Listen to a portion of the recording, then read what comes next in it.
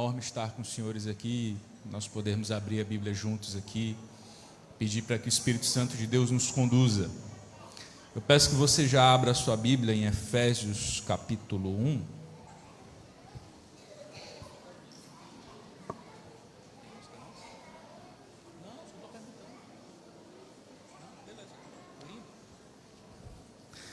Efésios capítulo 1, nós vamos ler entre o verso 3 e o verso 14. Enquanto você abre aí, deixa eu conversar algumas coisas com você. Falar de louvor é sempre complexo, certo? É um assunto polêmico, controverso, causa discussão às vezes. Porque quando nós falamos de louvor, vai abrindo a Bíblia aí, mas você não precisa conversar para abrir a Bíblia não, tá? Só folheando a Bíblia e você conversa comigo. Fechou? Tranquilo? Se você quiser prosear, proseia comigo. No final aí, a gente se encontra aí pelo corredor, se ficou alguma coisa que não foi esclarecida, você fala. Certo? Pode ser assim? Maravilha. Vamos lá.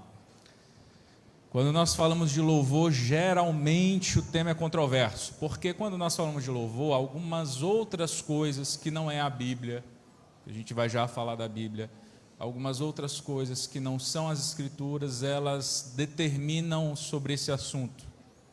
Gosto, apreciação artística, todas essas questões. E às vezes essas questões, elas falam muito mais alto que a própria Escritura. Já observou isso? Às vezes a gente se propõe a conversar sobre louvor, consequentemente a gente vai falar sobre música, e aí vira aquela discussão, pode ou não pode melisma, pode ou não pode bateria, né? Pode ou não pode isso, pode ou não pode aquilo.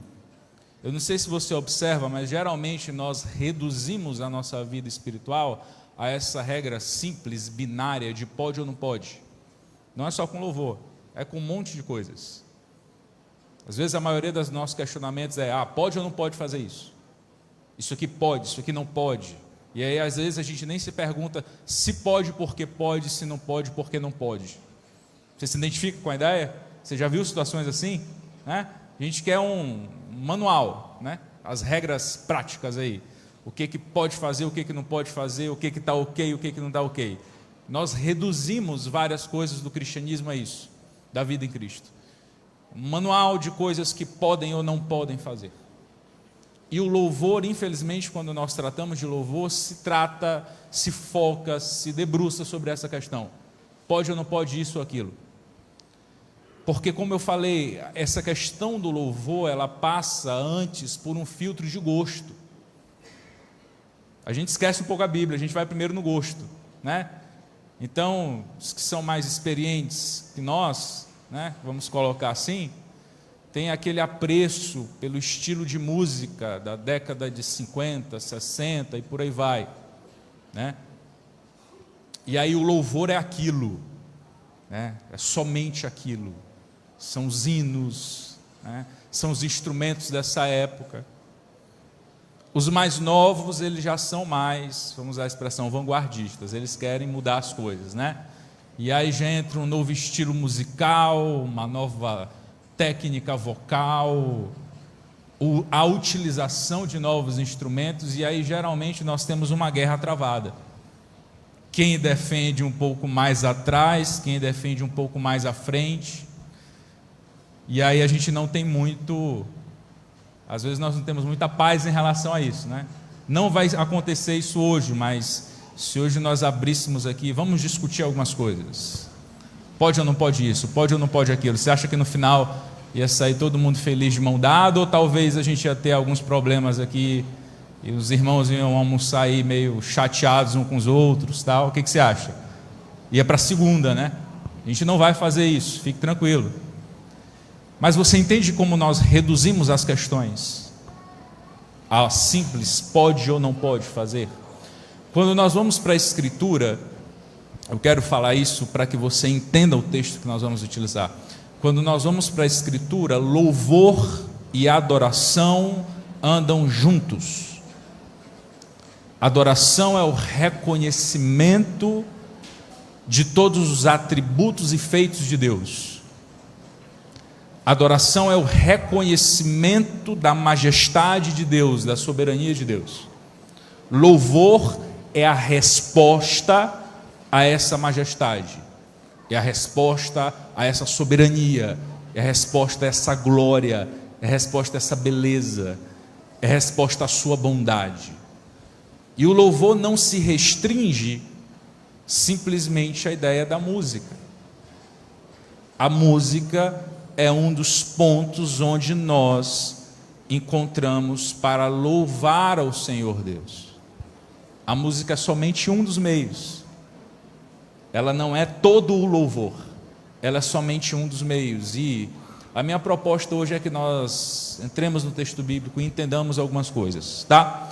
Algumas coisas um pouco mais acima, um pouco mais gerais, um pouco mais principiológicas, e algumas coisas um pouco mais práticas, tá bom? Vamos fazer esse exercício? Nosso texto é Efésios capítulo 1, versos 3 ao verso 14. Paulo começa dizendo, o verso 1 e 2 são de identificação da carta, né? Ele se apresenta como apóstolo, ele endereça a carta para o povo de Deus que vive em Éfeso, os que confiam no Messias Jesus.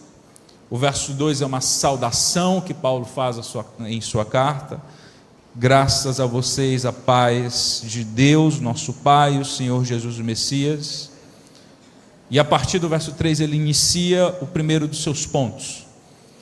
Paulo vai dizer, bendito seja o Deus e Pai de nosso Senhor Jesus Cristo, que nos abençoou com todas as bênçãos espirituais nas regiões celestiais em Cristo. Porquanto Deus nos escolheu nele antes da criação do mundo para sermos santos e irrepreensíveis em sua presença. E, em seu amor, nos predestinou para sermos adotados como filhos por intermédio de Jesus Cristo, segundo a benevolência da sua vontade, para o louvor da sua gloriosa graça, a qual nos outorgou gratuitamente no amado. Nele temos a redenção, o perdão dos nossos pecados pelo sangue, segundo as riquezas da graça de Deus, e que Ele fez derramar sobre nós com toda a sabedoria e entendimento, e nos revelou o mistério da sua vontade, de acordo com o seu bom propósito que Ele estabeleceu em Cristo, isto é, de fazer convergir em Cristo tudo quanto existe, todos os elementos que estão nos céus, como os que estão na terra, na dispensação da plenitude dos tempos. Nele, fomos também escolhidos, tendo sido predestinados conforme o plano daquele que cria absolutamente tudo de acordo com o propósito da sua própria vontade, com o objetivo de que nós, os que primeiro esperamos em Cristo, sejamos para o louvor da sua glória. Nele, igualmente vós, tendo ouvido a palavra da verdade, o evangelho da vossa salvação, e nele também crido, fostes selados com o Espírito Santo da promessa, que é a garantia da nossa herança, para a redenção da propriedade de Deus, para o louvor da sua glória. Você acompanhou a leitura? Ou se perdeu no meio aí dos versos? Paulo nos diz algumas coisas, e eu quero antes analisar com os senhores parte desse texto. Nós não temos tempo de analisá-lo todo, umas 2 semanas de oração talvez daria, mas nós não temos esse tempo. Então eu quero analisar algumas coisas com você, para que nós consigamos aplicar a questão do louvor, certo? Paulo, em poucos versos, ele descreve tudo aquilo que Deus fez por nós. Em poucos versos, Paulo tenta criar um resumo do que é a história da redenção. Em poucos versos, ele tenta tornar claro para o leitor, para a igreja de Éfeso, como funcionou o processo da nossa salvação. E é muito interessante que, se você vai para o capítulo 2, o início do capítulo 2, entre o verso 1 e o verso 10, Paulo vai dizer, olha, vocês estavam mortos por causa de seus pecados e atos de desobediência, andavam de acordo com o espírito da época. Ele vai usar isso em Romanos 12, novamente, né?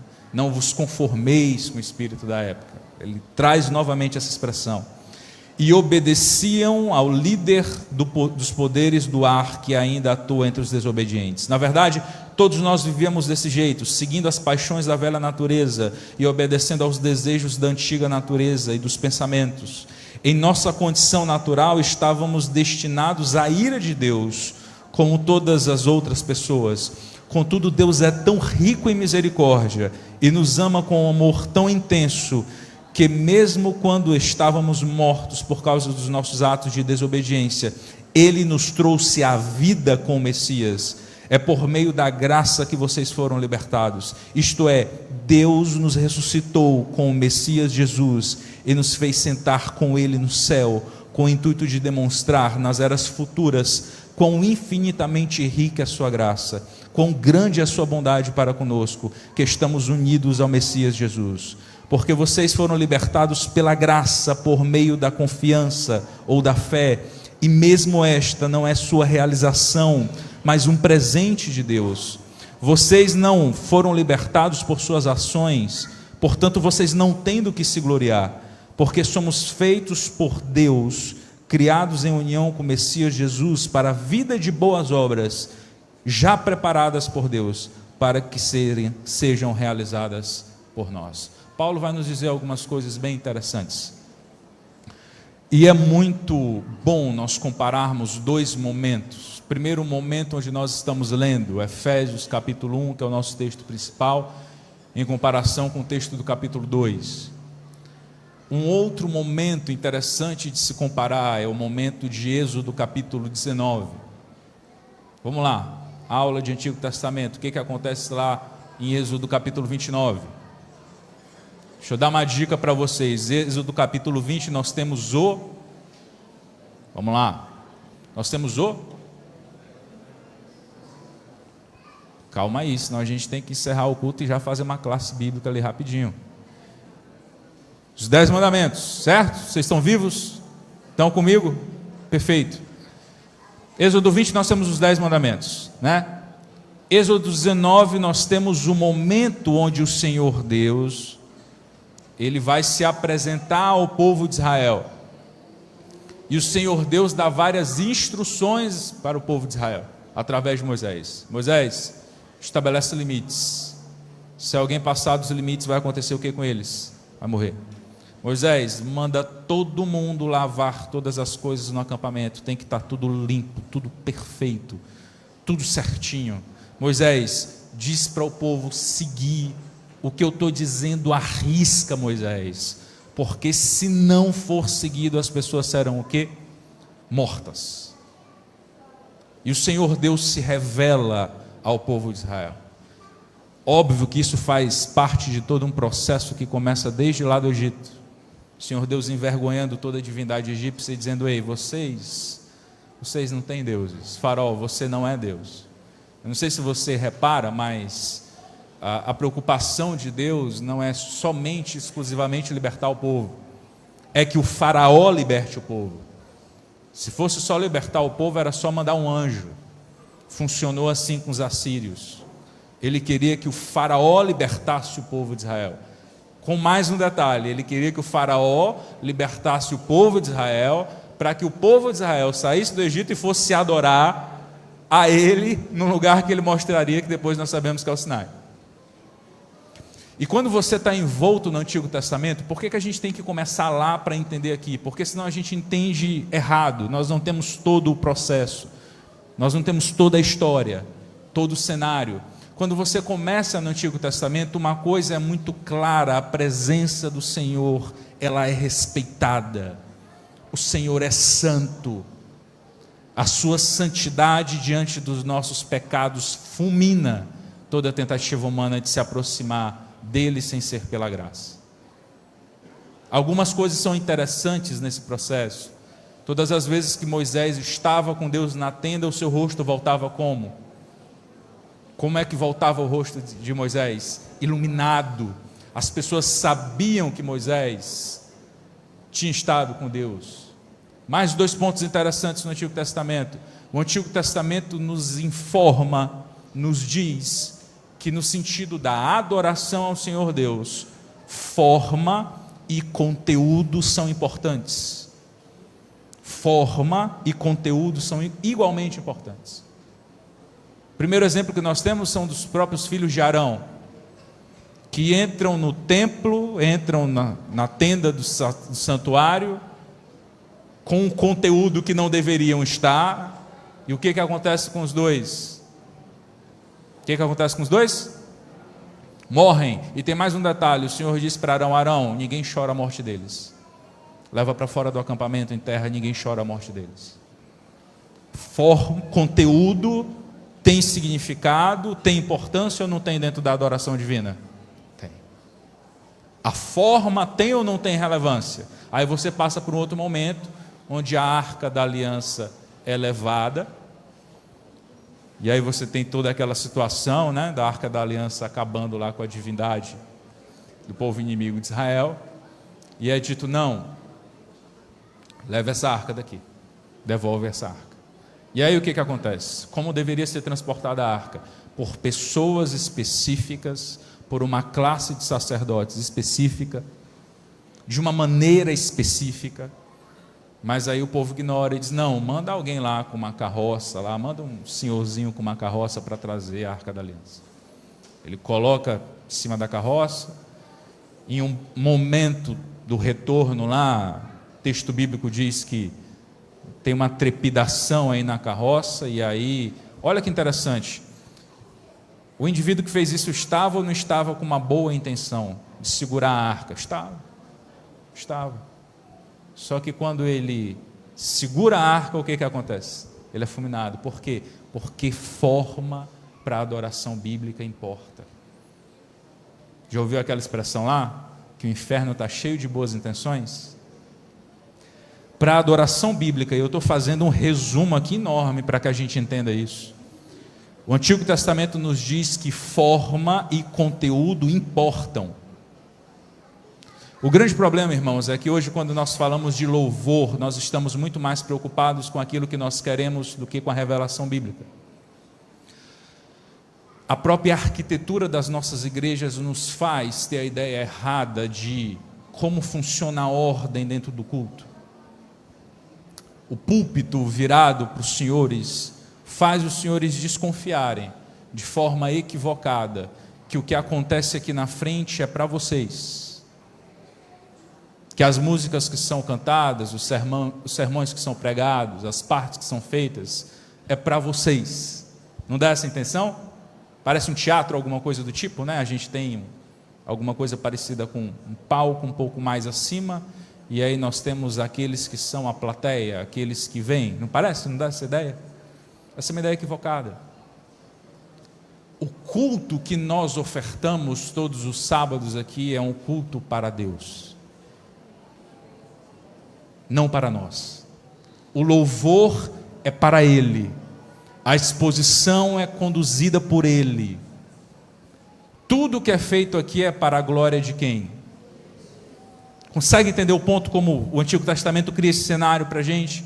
Nós estamos muito preocupados com os nossos gostos. A gente sai do culto, às vezes não é nem analisando o sermão, é falando da roupa do pregador, é dizendo que não gostou de música tal, é que fulana de tal errou quando subiu na música, é que alguém errou no instrumento. Consegue entender como nós esquecemos o foco das coisas e nós nos destinamos àquilo que é periférico? Agora Paulo vai dizer: irmãos, entendam uma coisa.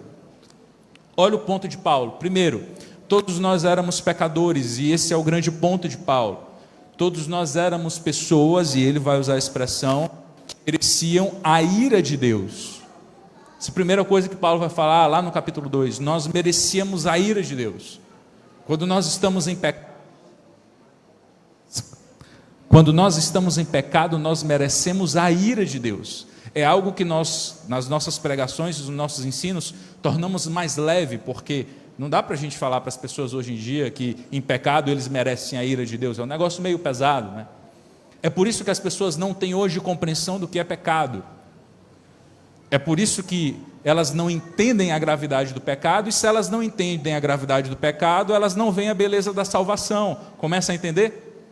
Paulo começa a dizer, olha, entendam, nós merecíamos a ira de Deus, ponto, nós estávamos em pecado. Se você vai para as palavras bíblicas, tanto no Antigo Testamento quanto no Novo Testamento para pecado, várias palavras apontam esse quesito: nós estamos em rebeldia, nós estamos em rebelião, nós somos opositores, nós merecemos a ira enquanto estamos em pecado. Esse é o primeiro ponto de Paulo. No capítulo 1 ele vai dizer, entendam uma coisa, queridos, vão juntando as peças aí. No capítulo 1 ele vai dizer, entendam uma coisa, queridos, tudo isso que acontece chamado salvação é algo que nós merecemos ou é algo que vem da bondade e misericórdia de Deus? Você entende isso na prática? Tanto que no capítulo 2 ele vai dizer, olha, entendam, não é por nada daquilo que você faz, não é por nada daquilo que você consegue fazer, é pela misericórdia dele. No capítulo 1 ele vai dizer, pela benevolência de Deus. Deus é o ser que nos dá, através da sua graça, aquilo que nós precisamos, não aquilo que nós merecemos. Deus, através da sua graça, nos dá aquilo que nós precisamos, não aquilo que nós merecemos. E Paulo deixa isso muito claro. Ele vai criar o paralelo entre o capítulo 1 e o capítulo 2, dizendo, primeiro, nós merecíamos a ira, nossos atos eram de desobediência, nós andávamos errantes, Isaías vai dizer, nós tropeçávamos e nem sabíamos onde caíamos, Salomão vai dizer em Provérbios, nós éramos escravos do pecado, Paulo vai dizer em Romanos, nós éramos enganados, e essa é a realidade do pecado, esse é o ponto que Paulo quer nos fazer ver. Nós merecíamos a ira de Deus, e sem que nós merecêssemos, é isso que ele vai dizer no capítulo 2, enquanto nós ainda éramos rebeldes, enquanto nós ainda éramos opositores, o Senhor decide de maneira benevolente nos levar à salvação. E Paulo no capítulo 1 nos dá um detalhe que é tão lindo, antes mesmo da fundação do mundo. A salvação não é algo que Deus decide fazer quando as coisas dão errado. A salvação daqueles que são seus sempre foi um propósito de Deus. Paulo vai deixar isso claro em Efésios capítulo 1, antes da fundação do mundo. Olha a beleza disso, você consegue entender? E aí ele vai dizer mais algumas coisas interessantes. Olha, irmãos, entendam. Primeiro, capítulo 2, vocês não foram libertados por suas ações, no verso 9, portanto não tendo que se gloriar, porque somos feitos por Deus, criados em união com Messias, para a vida de boas ações, já preparadas por Deus para serem realizadas em nós. Mesmo as boas ações que nós fazemos hoje, são obras nossas ou são obras do Espírito Santo em nós?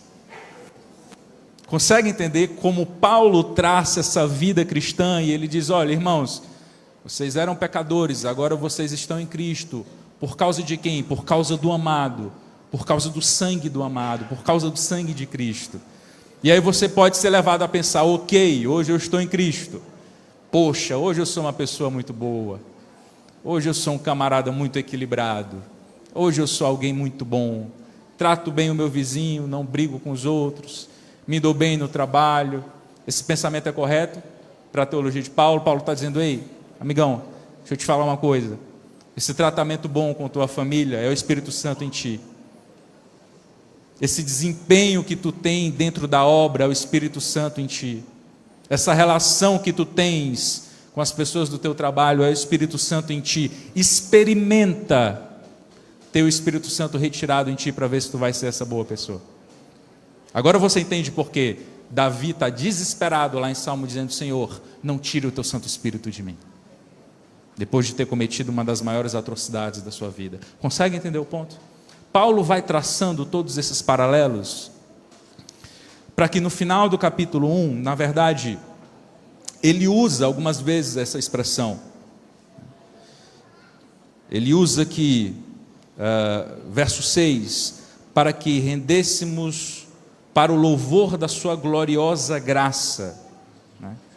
Verso 12, para que sejamos para o louvor da sua graça. E finalmente no verso 14 ele vai dizer, verso 13 e 14 ele vai dizer algo que é muito interessante. Nele, igualmente vós, tendo ouvido a palavra da verdade, o evangelho da salvação, E nele também, crido, foste selado com o Espírito Santo da promessa, que é a garantia da nossa herança, para a redenção da propriedade de Deus, para o louvor da sua glória. É interessante que Paulo, quando ele escreve, ele faz uma distinção, você consegue notar, entre nós e vocês, né?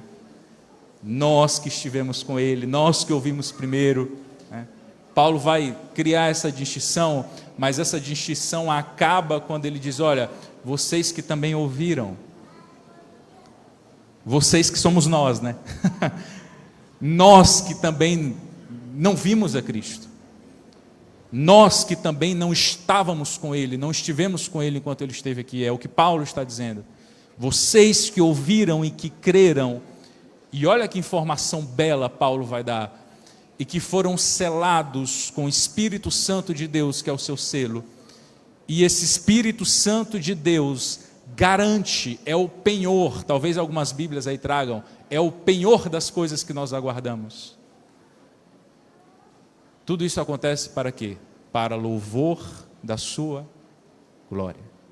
Amigos, deixa eu dizer algumas coisas para vocês, para a gente caminhar para algumas aplicações um pouco mais práticas. A filosofia sempre vai se perguntar por qual motivo nós fomos criados. É uma discussão que a filosofia, vez ou outra, fica girando ao redor, e dependendo do filósofo que está escrevendo, você vai ter algumas respostas diferentes até uma das outras. Isaías 47 vai nos dizer que nós fomos criados para a glória de Deus. O Senhor Deus vai dizer, olha, traga para mim aqueles que eu os criei, sim, para minha glória eu os formei. Segunda coisa, Efésios capítulo 1, Paulo está dizendo que todo esse processo que aconteceu e que acontece em nós, tudo isso que o Espírito Santo de Deus e o amado Cristo realizou e realiza em nós, aconteceu por qual motivo? Vocês estão vivos?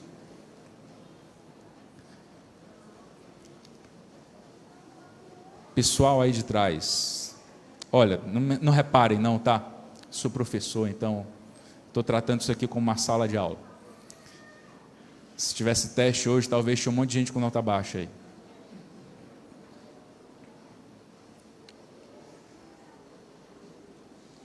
Entendam o seguinte, e é esse o ponto que eu quero levar aos senhores. Tudo isso que acontece, todo esse processo de salvação, acontece por qual motivo? Paulo vai dizer que acontece para o louvor da glória de Deus. Você consegue entender? Micael, ok, isso é uma teoria muito bonita, como é que isso se aplica na prática? Simples. Paulo vai dar algumas dicas para a gente, e nós entendemos outras a partir da Bíblia. Primeiro, tudo aquilo que nós fazemos enquanto filhos de Deus, enquanto adotados nele, enquanto pessoas que vivem pelo Espírito, é para a glória.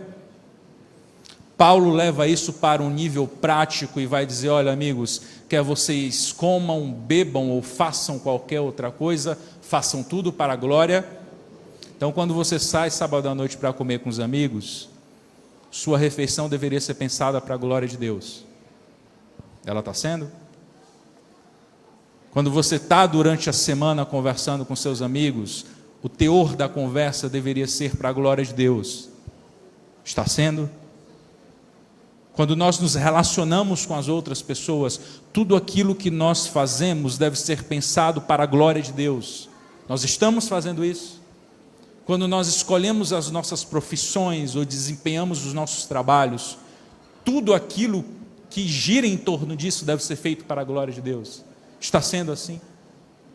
Quando nós chegamos aqui nos sábados pela manhã e invocamos o nome de Deus e acreditamos que a presença dele está aqui, porque nós invocamos o seu Santo Espírito, nós o tratamos como ele deve merecer?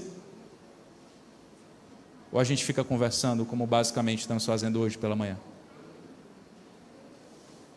Você consegue imaginar como seria a nossa postura tratada se nós estivéssemos no Antigo Testamento? Amigo, faça uma retrospectiva aí na sua mente, rapidinho. Se Deus lidasse conosco como lida com o Antigo, como lidava com seus filhos no Antigo Testamento, você já não teria sido fulminado algum sábado de manhã nessa igreja? Para pensar. Porque a gente fica, às vezes, teorizando as coisas na vida cristã, na vida em Cristo, e nós não pensamos na prática. É muito bonito dizer que vive para o louvor da glória de Deus, não é? É lindo. Mas nós temos feito isso na prática. Nós temos nos vestido, nos portado, lido, ouvido, nos alimentado, nos relacionado e prestado reverência ao Senhor Deus para o louvor da sua glória, ou isso é algo que nós ainda não alcançamos na nossa vida prática? Consegue entender o ponto? Nós somos criados, chamados e redimidos para o louvor da glória de Deus. E esse é o nosso maior desafio. Micael, o que isso tem que ver com louvor? Algumas coisas que eu queria que os senhores analisassem comigo. Primeira delas, eu quero que nós pensemos 3 coisas só, dentro dessa nossa conversa, para que os senhores pensem a respeito de louvor. Primeiro, não há louvor sem que haja adoração, e não há adoração sem que haja conhecimento de Deus. Vou repetir. Não há louvor sem que haja adoração, e não há adoração sem que haja conhecimento de Deus. Nós não podemos louvar um Deus que nós não conhecemos. É impossível. Não dá para louvar um Deus que você não conhece. É por isso que talvez o nosso louvor hoje em dia ele anda muito distante de uma adoração ao Senhor Deus. Hoje você vê várias músicas de autoajuda aí cristã, né? Acredite que nenhum de nós já nasceu com esse negócio aí de super-herói, aí campeão, vencedor, Deus dá asa, faz teu voo, bola para frente, meu amigo. Esse coaching espiritual é mais ou menos por aí. Ou então aquelas ideias lá, eu não sei o nome dessas músicas, mas de vez em quando aí escapole a gente ouve, aquela lá de que, olha, quem lá na derrota não me ajudou, agora olha aí do palco, que eu estou aqui em cima com o Senhor Deus, está tudo bonito, e deixa eu te falar uma coisa, tem gosto de mel essa vitória que eu estou tendo. Você já viu algumas músicas assim? Você já viu algumas músicas que você termina de ouvir e você pensa assim, ei, peraí, mas o que isso está me ensinando sobre Deus? O que isso tem relação com a teologia bíblica? Meus amigos, não há louvor se não há adoração. E não há adoração sem que nós tenhamos conhecimento de Deus. Quando você vai para o livro de Oséias, o Senhor Deus vai dizer uma coisa, o meu te fala algumas coisas a respeito do Senhor Deus. O quanto você tem estudado em relação a isso? O quanto você tem se debruçado no Espírito e na palavra em relação a isso?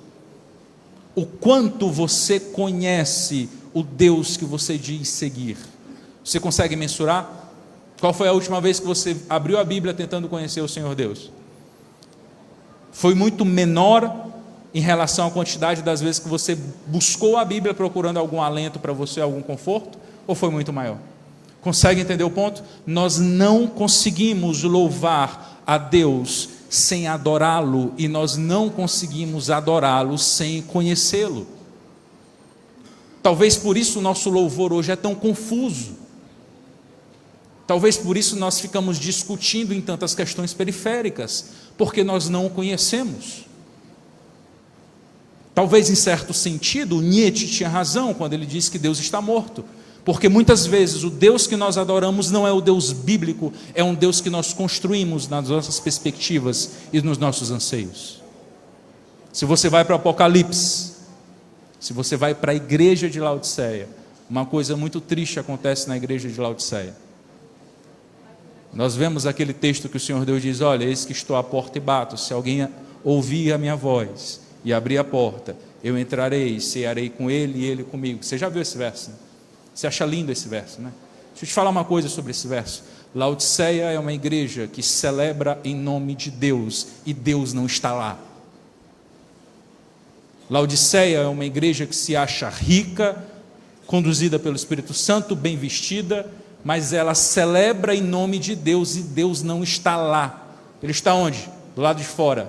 A porta está trancada, está todo mundo celebrando lá dentro. Ele está dizendo, ei, eu estou batendo aqui. Se vocês ouvirem a minha voz, irmão, para e pensa, a igreja de Deus não é aquela que ouve a voz do Senhor?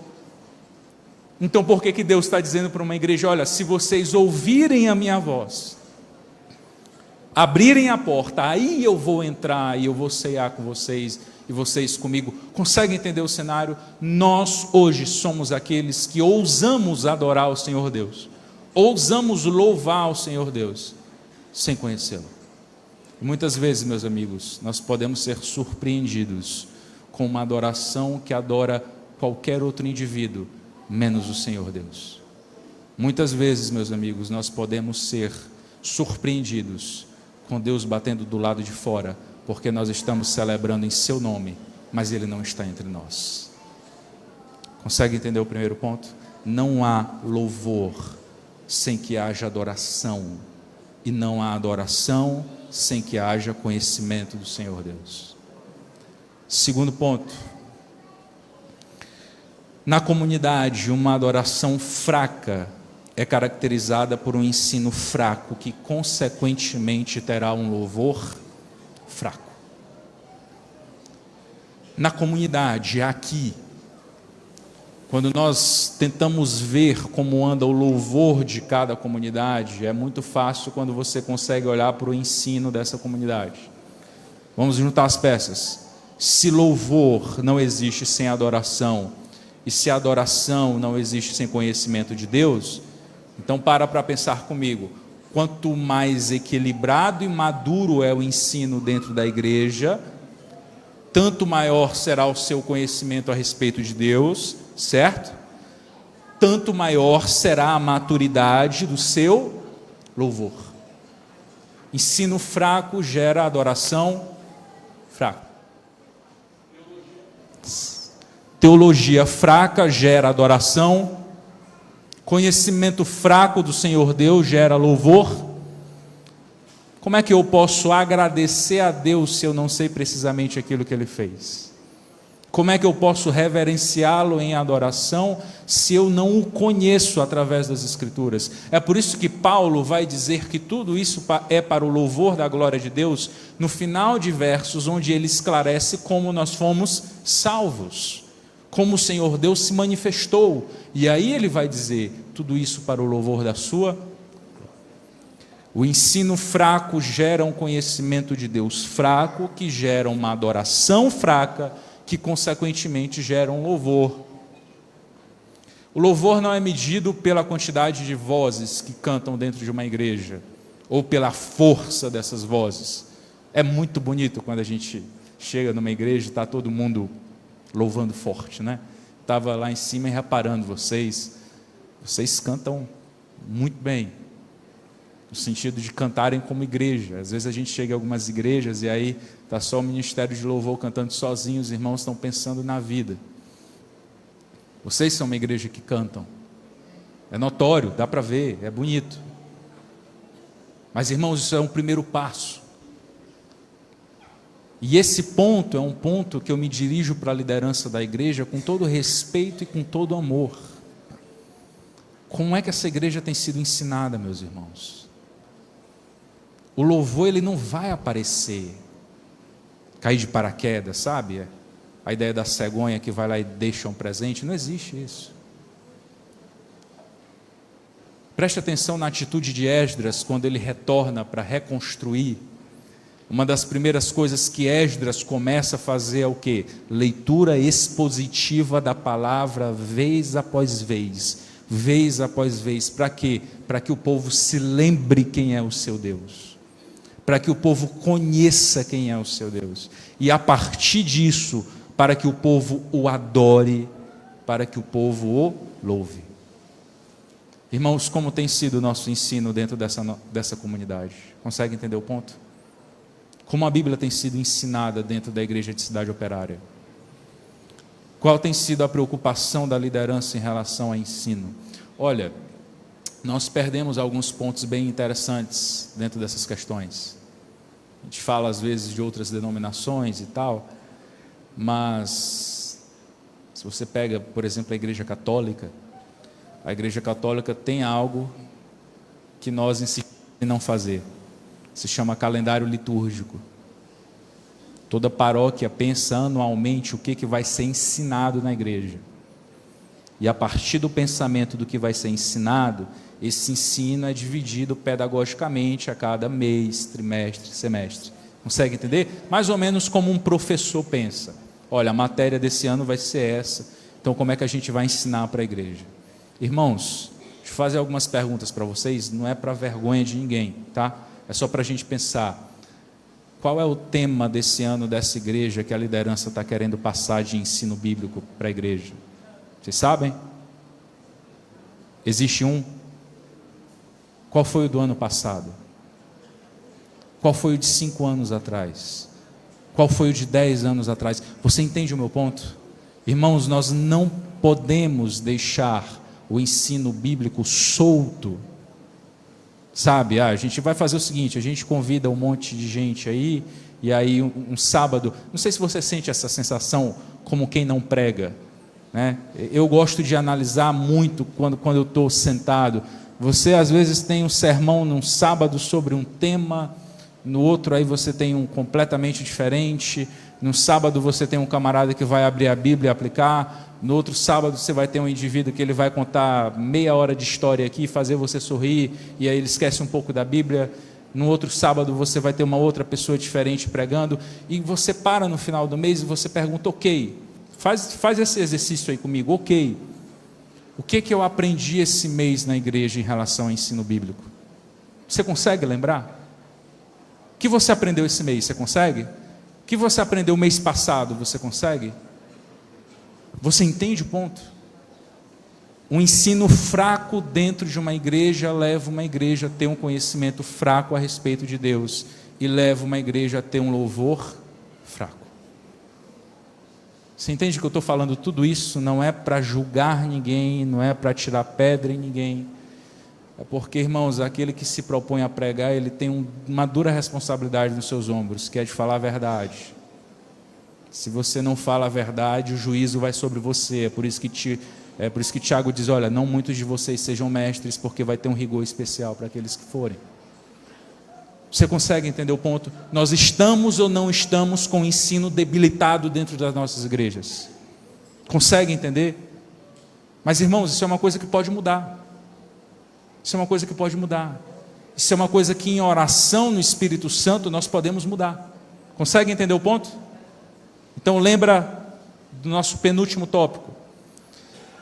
Uma adoração fraca é caracterizada por um ensino fraco que torna o louvor...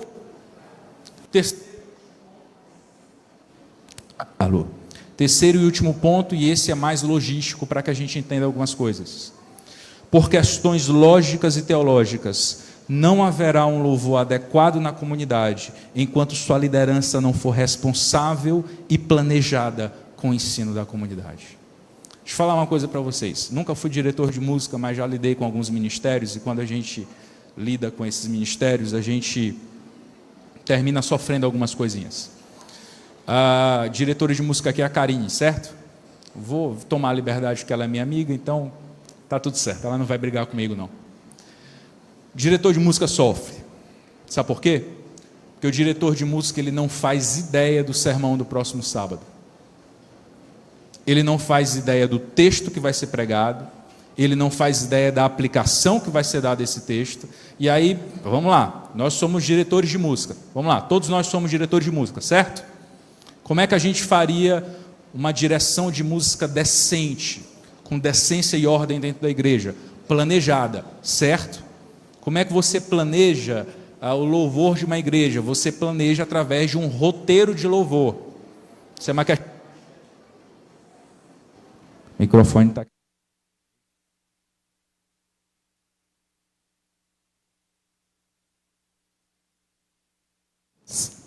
Agora vai. Isso é uma questão mais técnica. O problema é comigo. Isso é uma questão mais técnica. O diretor de música, ele planeja o roteiro de louvor. O que é o roteiro de louvor? Ele vai pegar o tema central do sermão e todo o louvor vai ser trabalhado ao redor desse tema. Então ele pensa em tudo. Ele pensa que quando a igreja vai chegar, a igreja chega naquele espírito da semana, né? Você não chega cansado, segunda a sexta trabalhando, você não está muito, vamos usar a expressão, no clima do culto, E aí o diretor de música ele vai pensar, ok, nós vamos começar com músicas coletivas, nós vamos começar com músicas que dão a ideia de coletividade, nós estamos aqui reunidos. Aí você pode cantar um Somos um Pequeno Povo Muito Feliz, você pode cantar uma música que vai dizer que nós viemos adorar o Senhor Deus. Essa música que traga ao indivíduo que passou a semana desgarrada a ideia de coletividade. Depois ela pode partir para uma sequência de músicas em que vai se falar a respeito dos atributos e caráter do Senhor Deus. Nós já entendemos que saímos da semana, já estamos nessa questão de identidade, nós, igreja, agora nós vamos cantar a respeito dos atributos do Senhor Deus. E aí você passa para essas músicas. Olha como a mente da igreja vai sendo preparada para o momento da exposição. E aí, partindo dessas músicas, Karine pode colocar umas 2, 3 músicas lá, que são chamadas de músicas de intimidade. São músicas que te levam àquele momento, você e Deus. Acabou a última música, o pregador entra com o sermão perfeito.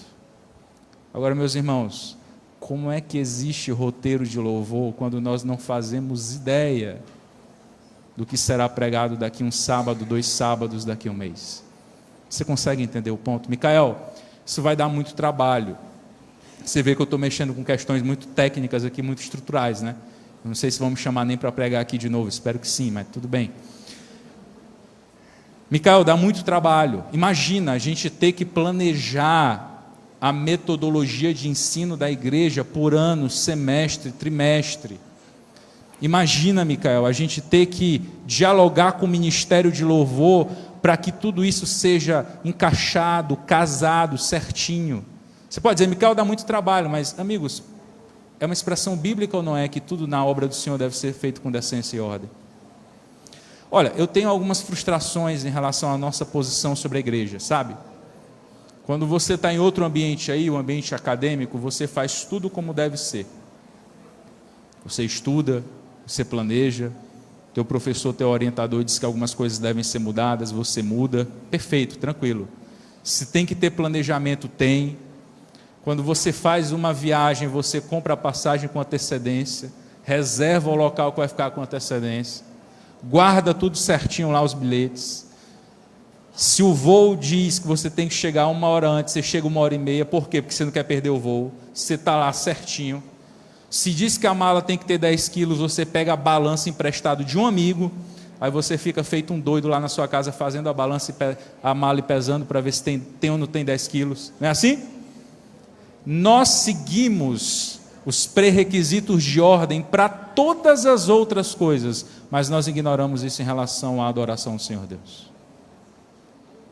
Então, meus irmãos, não tem como nós termos um louvor forte quando nós não temos o ensino pensado, aplicado e dialogado com as áreas de louvor da nossa igreja.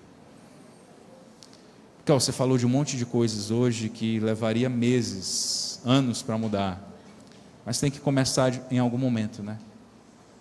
Eu acho que nós já fomos displicentes demais em relação a questões de ensino. Eu acho que nós já fomos displicentes demais em relação à adoração e conhecimento do Senhor Deus. Está na hora de nós nos movermos. E eu não poderia vir para cá e ficar enganando vocês em questões técnicas, né? Usando o salmo lá para falar se pode bateria, se não pode bateria, quando nós temos problemas muito maiores, quando nós temos questões muito maiores. Eu espero que o nosso diálogo tenha feito você pensar, de verdade. Eu espero que você volte aos textos e veja a beleza da salvação do Senhor Deus para a nossa vida. Que o Espírito Santo de Deus te faça ver a beleza e a majestade disso tudo. Eu espero que a cada dia mais você busque o conhecimento do Senhor Deus para adorá-lo e para louvá-lo através da sua vida. E que as nossas músicas, as nossas canções sejam uma parte bem pequena do nosso louvor. Sabe, que o nosso louvor seja a nossa vida, aquilo que comemos, bebemos, fazemos, conversamos, aonde estamos, as posturas que temos. Eu oro para que a liderança dessa igreja seja iluminada pelo Senhor Deus e conduzida por Ele, para conduzir a igreja de Cidade Operária para um ensino mais sólido da palavra e, consequentemente, que essa igreja conheça mais ao Senhor Deus e, consequentemente, que essa igreja o adore mais e, consequentemente, que essa igreja o louve mais. Irmãos, nós às vezes nos perdemos tanto em eventos, programações e algumas outras coisas, e nós estamos clamando por conhecimento do Senhor Deus. A igreja está clamando por isso. Às vezes nós pensamos assim, poxa, nós temos pessoas saindo, né? Os jovens saindo, os jovens entram na universidade e começam a duvidar da fé, e aí a gente demoniza a universidade, quando nós deveríamos estar nos preocupando. Nós temos ensinado suficientemente bem a nossa igreja a respeito do Senhor Deus. Que Deus os abençoe, meus amigos. Que Deus abençoe essa liderança e que a conduza. Não é fácil ser líder, não pensem que é fácil, não. Se dividir entre uma vida de trabalho e uma vida de condução de algum ministério de uma igreja não é fácil, mas o Senhor nos sustenta. Que Deus sustente a liderança dessa igreja e que Deus sustente você nessa jornada de conhecer o Senhor Deus, adorá-lo e louvá-lo. Do jeito que você está, só inclina a sua cabeça, por gentileza. Soberano Deus, bendito seja o teu nome, Pai. Nós o louvamos porque nós reconhecemos a tua majestade, a tua soberania e a tua bondade. Nós não merecemos nada do que nos foi preparado. A salvação, a adoção, as boas obras que hoje o teu Santo Espírito realiza em nós, nós não merecemos nada disso. Nos ajuda a entender que tudo isso foi feito para o louvor da tua glória, Pai. Não é porque nós somos bons, não é porque nós somos melhores, mas para que todo o universo, através da nossa vida, veja as canções belas de louvor que existem à tua glória. Esteja conosco. Eu te peço que o Senhor esteja com a liderança dessa igreja. Não é fácil ser líder, nós entendemos isso, e nós pedimos que o teu Santo Espírito sustente a liderança dessa igreja, que eles possam ter os olhos abertos ao ensino dentro dessa comunidade, que eles possam se preocupar com quão substancial está sendo o ensino da tua pessoa, e que o Senhor os dê capacidade, olhar, rumo, direção, método para que ensine essa igreja cada dia mais a respeito de ti, e que esse ensino gere adoração ao reconhecimento de quem tu és, adoração reconhecendo a tua majestade, a tua beleza e a tua bondade. Que isso seja vivo e majestoso em nós, que isso seja expresso através da forma como nós tratamos a tua palavra, através da forma como nós tratamos a nossa postura, a nossa reverência dentro da tua igreja, que isso seja visível na forma como nós honramos e respeitamos o teu santo nome. E Pai amado, que o louvor que deve existir em nós, essa resposta à tua majestade, seja cada vez mais visível na nossa vida pessoal, na mais simples manifestação da nossa vida pessoal que seja, na nossa relação com os nossos amigos, nas coisas que comemos, naquilo que ouvimos, naquilo que vemos, na nossa relação com outras pessoas, na nossa relação dentro da comunidade, no nosso trabalho, em tudo, Pai, que nós vivamos para o louvor da tua glória, e que essa igreja seja uma igreja que louva a ti, não só através de canções, mas através da sua vida, e que ela seja uma igreja que muito em breve deseja louvar o teu santo nome, cantando uma canção a ti, dizendo que somente tu és digno. Esteja conosco, Pai, nós te pedimos em nome do teu Filho amado Jesus Cristo, amém. Deus abençoe você.